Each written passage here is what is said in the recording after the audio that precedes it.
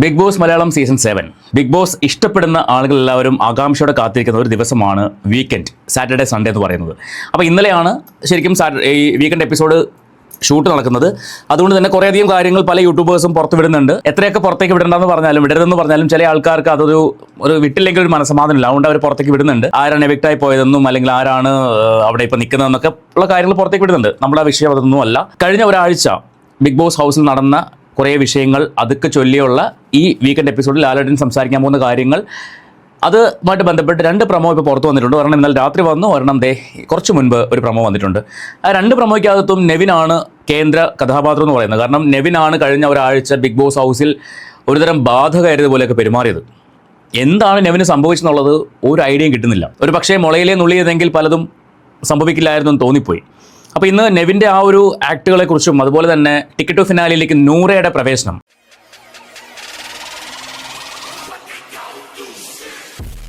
അതേക്കുറിച്ചൊക്കെയാണ് നമുക്ക് സംസാരിക്കാനുള്ളത്. അപ്പോൾ വീഡിയോ ആദ്യമായിട്ട് കാണുന്നവരൊന്ന് സബ്സ്ക്രൈബ് ചെയ്യുക. അതോടൊപ്പം തന്നെ ആ ബെല്ലൈക്കൺ ഓൾ ഓപ്ഷൻ എനേബിൾ ചെയ്ത് വെച്ച് ആ ഹൈപ്പൊക്കെ ഒന്ന് കൊടുത്ത് വെക്കുക. നമുക്ക് നേരെ വീഡിയോയിലേക്ക് പോകാം. കഴിഞ്ഞ ഒരാഴ്ചത്തെ കാര്യങ്ങളെടുത്ത് നോക്കുമ്പോൾ 2 ടീമിൻ്റെ ഭാഗത്ത് മിസ്റ്റേക്സ് ഉണ്ട്. ഇപ്പോൾ എന്തായാലും ബിഗ് ബോസ് ഹൗസ് എന്ന് പറയുന്നത് 2 ആയിട്ട് തിരിഞ്ഞിരിക്കുകയാണ്. ഒന്ന്, ക്യാപ്റ്റന്മാരായ ആര്യൻ, നെവിൻ, അക്ബർ ഇവരുടെ ഒരു ഗ്യാങ്. രണ്ടാമത്തെ ഗ്യാങ് എന്ന് പറയുന്നത് അനുമോൾ, ആദില, നൂറ, അനീഷ്, ഷാനവാസ് ഉണ്ടായിരുന്നപ്പോൾ ഷാനവാസ്. ഇതിലൊന്നും പെടാതെ നിൽക്കുന്ന ഒരാൾ നമ്മുടെ സാബുമാനാണ്.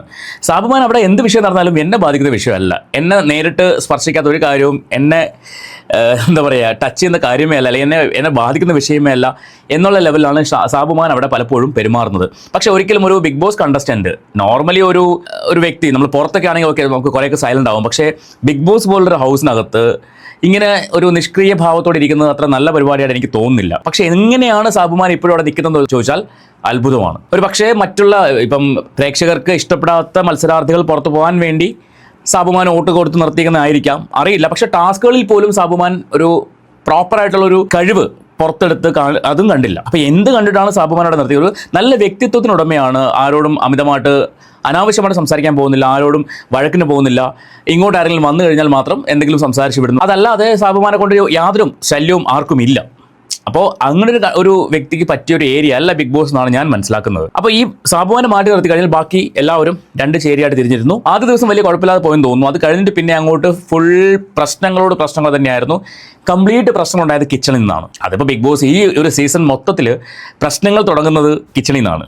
ആദ്യം മുതൽ ഇപ്പോൾ ഈ നിമിഷം വരെയും 3 ക്യാപ്റ്റന്മാരും കൂടി ചേർന്ന് കിച്ചൺ അങ്ങ് ഏറ്റെടുത്തു. എന്നാൽ ഈ മണ്ടന്മാർ എന്ത് ചെയ്യണം? ഒരാൾ കിച്ചൺ നോക്കാം, ഒരാൾ ഫ്ലോർ നോക്കാം, ഒരാൾ വെസലോ അല്ലെങ്കിൽ ടോയ്ലറ്റോ നോക്കാം എന്ന് തീരുമാനം എടുത്തെങ്കിൽ ഇത്രയും പ്രശ്നം വരില്ല. ഇത് പക്ഷേ 3 പേരുടെ കിച്ചൺ എന്തിനു വേണ്ടിയാണ്? കിച്ചണിലുള്ള സാധനങ്ങൾ ഇവർക്ക് അത്യാവശ്യം ഇവരുടെ ആവശ്യാനുസരണം എടുത്ത് കഴിക്കാൻ വേണ്ടി.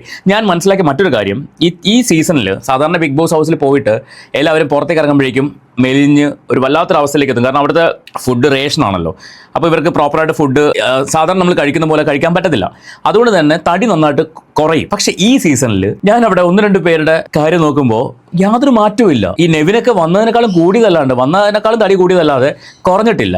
എന്നാൽ മറ്റ് കണ്ടസ്റ്റൻസ്, ഇപ്പോൾ അനീഷ് ആയിക്കോട്ടെ, ഷാനവാസ് ആയിക്കോട്ടെ, അനുമോൾ ആയിക്കോട്ടെ, ആദില, നൂറ ഇവരൊക്കെ ആയിക്കോട്ടെ നന്നായിട്ട് മെലിഞ്ഞു വന്നിട്ടുണ്ട്. കട്ട് കഴിക്കുന്ന ആൾക്കാരുണ്ട്, ഇല്ലെന്ന് ഞാൻ പറയുന്നില്ല. പക്ഷേ നെവിൻ കട്ട് കഴിക്കുന്ന അത്രത്തോളം ഒന്നും ഇവരാരും കട്ട് കഴിക്കുന്നില്ല. കഴിഞ്ഞ ഒരാഴ്ച നെവിൻ്റെ ഒരു ആക്ട് എന്ന് പറയുന്നത് ശരിക്കും ഇന്നത്തെ ഈ 2ാമത്തെ പ്രൊമോയ്ക്കകത്ത് പറയുന്നുണ്ട്, ശരിക്കും ബാധ കയറിയൊരു അവസ്ഥയായിരുന്നു. അനീഷ് പറയുന്നൊരു വാചകമാണത്. ലാലേട്ട വന്നിട്ട് ചോദിക്കുന്നുണ്ട് എന്താണ് നെവിൻ്റെ പ്രശ്നം അനീഷ് എന്ന് ചോദിച്ചപ്പോൾ ലാലേട്ട കഴിഞ്ഞ ഒരാഴ്ച നെവിൻ എന്തോ ബാധ കയറിയ പോലെയാണ് പെരുമാറിക്കൊണ്ടിരുന്നത്. ആദിലോട് ചോദിച്ചപ്പോൾ ആദിലേയും അത് തന്നെയാണ് പറയുന്നത്. ശരിക്കും അങ്ങനെയാണ് ഫീൽ ചെയ്യുന്നത്. നമ്മൾ പ്രേക്ഷകർക്ക് കാണുമ്പോഴാണെങ്കിലും എന്താണ് ഈ പയ്യന് പറ്റിയത്? ഇവൻ അനുമോളുടെ പുറകെ നടന്നിട്ട് അനുമോളെ അങ്ങ് പ്രൊവോക്ക് ചെയ്ത്, ബിഗ് ബോസ് ഒരു പ്രൊവോക്കിംഗ് ഗെയിമാണ്. പക്ഷേ ഒരു മനുഷ്യ ജന്മമാണ് എന്ന ഒരു പരിഗണന പോലും കൊടുക്കുക. സ്ത്രീ എന്ന പരിഗണന കൊടുക്കണമെന്ന് ഞാൻ പറയുന്നില്ല. കാരണം അവിടെ അങ്ങനെ സ്ത്രീ പുരുഷൻ അങ്ങനെ ഒരു വ്യത്യാസം വേർതിരിവൊന്നുമില്ല. എല്ലാവർക്കും ഒരേപോലത്തെ ടാസ്കുകളും ഒക്കെ തന്നെയാണ് കിട്ടുന്നത്. പക്ഷേ ഒരു മനുഷ്യ ജന്മമാണെന്നുള്ള പരിഗണന പോലും കൊടുക്കാതെയാണ് ഇറിറ്റേറ്റ് കൊണ്ടിരുന്നത്. അനുമോൾ പുറത്ത് PR കൊടുക്കുകയോ അല്ലെങ്കിൽ എന്ത് വേണേ ചെയ്തിട്ട് പോക്കോട്ടെ, അത് വേറൊരു സൈഡാണ്. ഇപ്പോൾ ഇത് പറയുമ്പോൾ ഞാൻ എല്ലാ വീഡിയോയിലും പറഞ്ഞൊരു കാര്യമാണ്, നമ്മളൊരു കണ്ടസ്റ്റൻറ്റിനെ സപ്പോർട്ട് ചെയ്യുന്നില്ല, ഒപ്പോസ് ചെയ്യുന്നില്ല. അവർ ചെയ്ത തെറ്റുകൾ അനുമോൾ പൂർണ്ണമായിട്ടും പെർഫെക്റ്റ് ആണെന്ന് ഞാൻ പറയില്ല. അവിടെയുള്ള ഒരാളും, അതിപ്പോൾ അനുമോൾ ആയിക്കോട്ടെ, അനീഷ് ആയിക്കോട്ടെ, ഷാനവാസ് ആയിക്കോട്ടെ, നെവിൻ ആയിക്കോട്ടെ, അക്ബർ ആയിക്കോട്ടെ, ആര്യൻ ആയിക്കോട്ടെ, ആദില, നൂറ, സാബുമാൻ, ഒരാളും പെർഫെക്റ്റ് അല്ല. എല്ലാവർക്കും അവരുടേതായിട്ടുള്ള പോരായ്മകൾ എല്ലാവർക്കും ഉണ്ട്, ഈച്ച് ആൻഡ് എവറി പേഴ്സൺ. അതുകൊണ്ട് തന്നെ ആരെങ്കിലും കുറിച്ച് സംസാരിക്കുമ്പോൾ നീ മറ്റവൻ്റെ PR അല്ലടാ, നീ മറിച്ചവന്റെ PR അല്ലടാ എന്നും പറഞ്ഞ് ഒരുത്തനും ഇങ്ങോട്ട് വരണ്ട. ഞാൻ ഒരാളുടെയും PR അല്ല, ഞാനത് എല്ലാ വീഡിയോയിലും പറയുന്ന കാര്യമാണ്. കാരണം ആരെക്കുറിച്ചും നല്ലത് പറയാൻ പറ്റില്ല, മോശവും പറയാൻ പറ്റില്ല. നല്ലത് പറഞ്ഞാൽ പറയും നീ അവന്റെ PR അല്ലേ എന്ന് ചോദിക്കും, മോശം പറഞ്ഞാൽ നീ മറ്റവന്റെ PR അല്ലേ അതുകൊണ്ടല്ലേ നീ ഇവനെ ഡിഗ്രേഡ് എന്ന് ചോദിക്കും.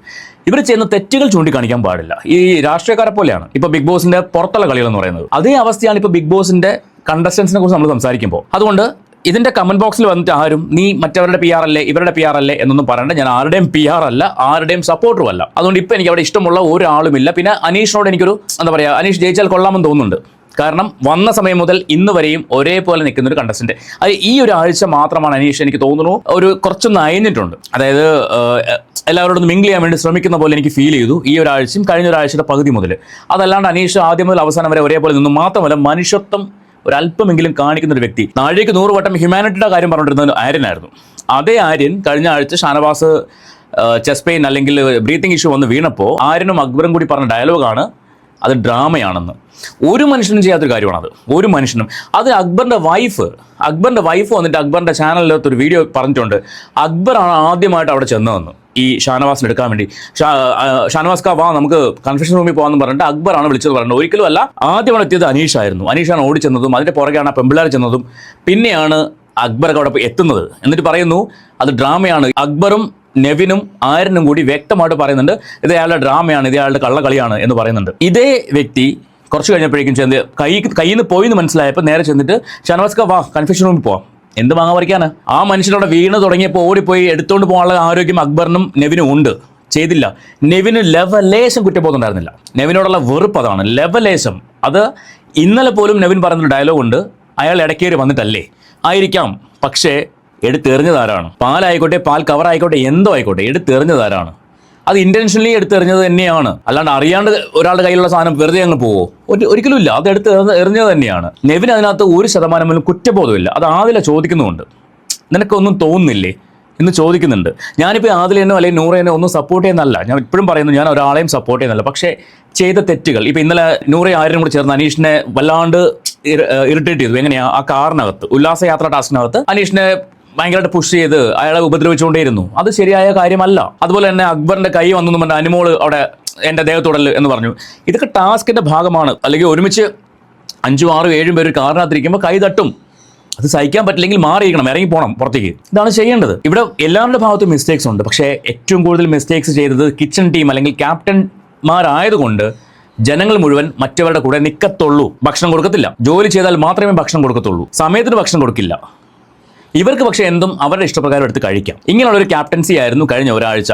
എല്ലാ വീക്കിലും ക്യാപ്റ്റന്മാരെ കുറ്റം ഓരോ വീക്കിലും വന്ന ക്യാപ്റ്റന്മാരെ കുറ്റം പറഞ്ഞുകൊണ്ടിരുന്ന ടീമുകളാണ്. അവരുടെ ക്യാപ്റ്റൻസി വന്നപ്പോഴേക്കും ഇതുവരെ ഉണ്ടായിരുന്ന ബിഗ് ബോസ് സീസൺസ് വെച്ച് നോക്കിയാൽ ഏറ്റവും മോശം ക്യാപ്റ്റൻസി. അത് എനിക്ക് തോന്നുന്നു ബിഗ് ബോസ് കരുതിക്കൂട്ടി തന്നെയാണ് ഇവർക്ക് ആ ഒരു പണി കൊടുത്തത്. 7ന്റെ പണിയല്ലത് 8ന്റെ പണിയായിപ്പോയി. അതായത് 3 പേര് ഒരുമിച്ച് വന്നാൽ ഇവർക്ക് ബിഗ് ബോസിന് അറിയാം ഇവർ അവരുടെ തനി സ്വഭാവം കാണിക്കുമെന്ന്. ഒറ്റയ്ക്ക് നിൽക്കുമ്പോഴല്ലേ ബാക്കിയുള്ളവർ എല്ലാവരും ഈ പറയുന്ന അനുസരിക്കാതെ വരുമ്പോൾ ഒരാൾക്ക് മാത്രമേ ഹാൻഡിൽ ചെയ്യാൻ പറ്റില്ല. 3 പേരാകുമ്പോഴേക്കും അടിച്ച് നിൽക്കുമെന്ന് അവർക്ക് മനസ്സിലായി, ബിഗ് ബോസിന് മനസ്സിലായി. അതുകൊണ്ടാണ് 3 പേര് ഒരുമിച്ച് ക്യാപ്റ്റൻ ആക്കിയത്. ഞാൻ എൻ്റെ കഴിഞ്ഞ വീഡിയോ പറഞ്ഞിട്ടുണ്ടായിരുന്നു, 3 പേര് ക്യാപ്റ്റൻ ആക്കിയത് ഒരു പക്ഷേ ഫേവറിസം ആയിരിക്കാം. പക്ഷേ ഒരിക്കലുമല്ല. 3 പേര് ക്യാപ്റ്റൻ ആക്കിയത് ഞാൻ ഇപ്പോൾ മനസ്സിലാക്കുന്നത് ഈ 3 പേരെയും ഒരുമിച്ച് ക്യാപ്റ്റൻ ആക്കിയാൽ ഉറപ്പായിട്ടും അവർ എക്സ്പോസ്ഡ് ആവും. അതുകൊണ്ട് തന്നെയാണ് അത് അതുപോലെ സംഭവിക്കുകയും ചെയ്തു. 3 പേരുടെയും മനുഷ്യത്വമില്ലായ്മ ഉൾപ്പെടെ പുറത്തേക്ക് വന്നു. അതിന് പിന്നെയും ഓരോ ടീമുകൾ വന്ന് ന്യായീകരിക്കുന്നത് കാണുമ്പോഴേ, ഫേസ്ബുക്കിലായിക്കോട്ടെ ഇൻസ്റ്റഗ്രാമിലായിക്കോട്ടെ ന്യായീകരിക്കുന്നത് കാണുമ്പോൾ, ഇപ്പം ഈ പറയുന്ന അക്ബറിൻ്റെയൊക്കെ വൈഫിൻ്റെ പ്രൊഫൈൽ എടുത്ത് നോക്കിക്കഴിഞ്ഞാൽ അതിനകത്ത് കൂടുതലും അനുമോളെ ഡീഗ്രേഡ് ചെയ്യുന്ന ലെവലുള്ള മെസ്സേജുകളാണ് അല്ലെങ്കിൽ സ്റ്റോറികളാണ്. ഒരാളെ തന്നെ ഇങ്ങനെ ഡീഗ്രേഡ് ചെയ്യുമ്പോൾ അവർക്ക് കൂടുതൽ സപ്പോർട്ട് കിട്ടത്തേ ഉള്ളൂ.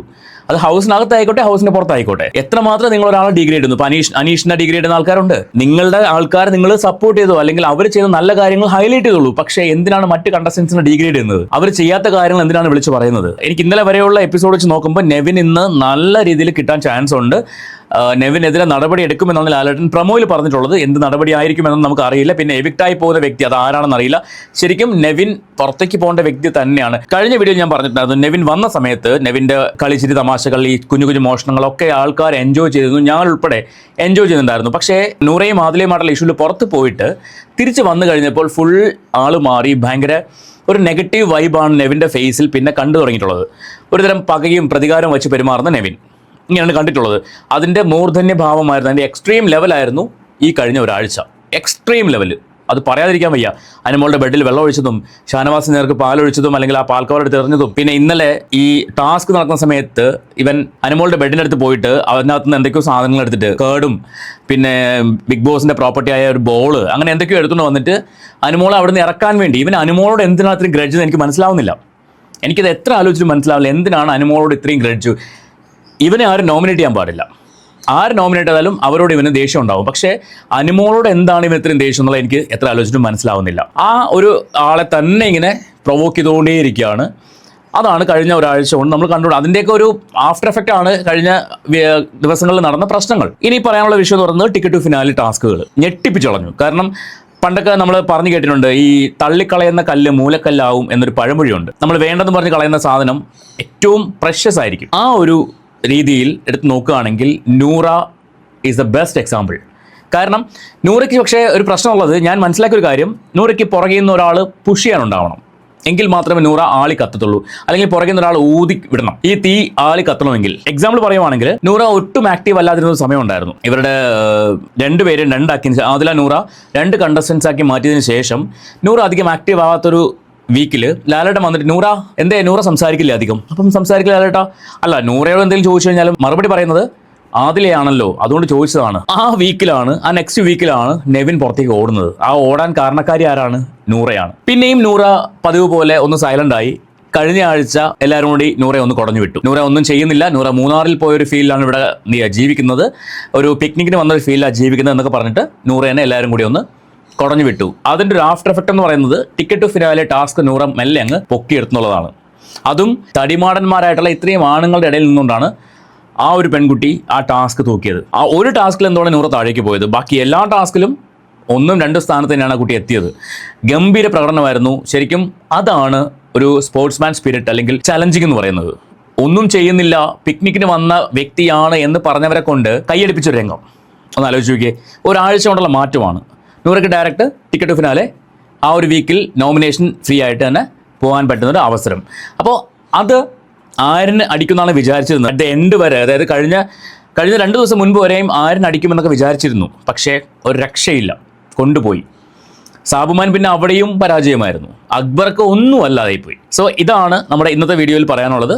അപ്പോൾ ഇന്ന് വീക്കെൻഡ് എപ്പിസോഡിനകത്ത് ലാലേട്ടൻ നെവിനെ പൊരിക്കുന്നുണ്ട്. മറ്റാർക്കൊക്കെയാണ് പണി കിട്ടുന്നതൊന്നും അറിയത്തില്ല. ബാക്കി പ്രൊമോസൊക്കെ വന്നാൽ മാത്രമേ അറിയുള്ളൂ. നിങ്ങളുടെ അഭിപ്രായം എന്താ വെച്ചാൽ നിങ്ങൾക്ക് കമൻറ്റ് ചെയ്യാം. നെവിൻ പുറത്ത് പോകണോ പുറത്ത് പോകണ്ടയോ എന്നുള്ള കാര്യങ്ങളൊക്കെ കമൻറ്റിൽ എഴുതുക. നമുക്ക് മറ്റൊരു വീഡിയോ ആയിട്ട് വീണ്ടും കാണാം.